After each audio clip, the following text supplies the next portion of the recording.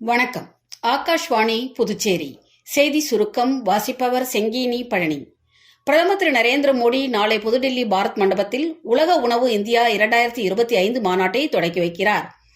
உணவு பதனீடு மற்றும் இயற்கை உணவு உற்பத்தியில் இந்தியாவின் வலுவை உலகிற்கு வெளிக்காட்டும் மேடையாகவும் சர்வதேச ஒத்துழைப்பு மற்றும் முதலீடுகளை அதிகரிக்கும் வாய்ப்பாகவும் இந்த 4 நாள் மாநாடு அமையும் என அரசு வட்டாரங்கள் தெரிவித்துள்ளன.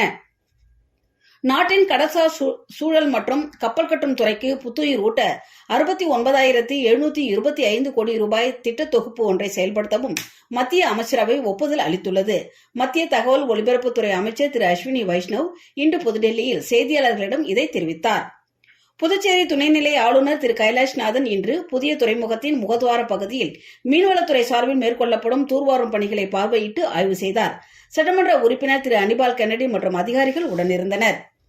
புதுச்சேரியில் நாள் ஒன்றுக்கு 50 மெகா லிட்டர் திறன் கொண்ட கடல் நீரை குடிநீராக்கும் திட்டத்தின் அமலாக்கம் குறித்து முதலமைச்சர் திரு ரங்கசாமி இன்று உயர்நிலை ஆலோசனைக் கூட்டம் நடத்தினார். சட்டப்பேரவைத் தலைவர் திரு ஆர் செல்வம், பொதுப்பணித்துறை அமைச்சர் திரு லட்சுமி நாராயணன் மற்றும் தலைமை செயலர் உள்ளிட்ட உயர் அதிகாரிகள் இதில் கலந்து கொண்டனர்.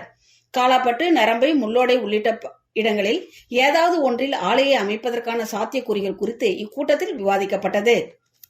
புதுச்சேரியில் இந்திராகாந்தி சதுக்கத்தில் இருந்து ராஜீவ்காந்தி சதுக்கம் வரை 3.8 கிலோமீட்டர் தொலைவிற்கு மேம்பாலம் கட்ட மத்திய அரசு 436.18 கோடி ரூபாய் முழு நிதி உதவிக்கு ஒப்புதல் அளித்திருப்பதை தொடர்ந்து மேம்பாலம் கட்டும் பணிகள் இவ்வாண்டு டிசம்பர் இறுதிக்குள் தொடங்கப்பட்டு 30 மாதங்களில் நிறைவேற்றி முடிக்கப்படும் என பொதுப்பணித்துறை அமைச்சர் அலுவலகம் இன்று வெளியிட்டுள்ள செய்திக்குறிப்பு ஒன்றில் தெரிவித்துள்ளது.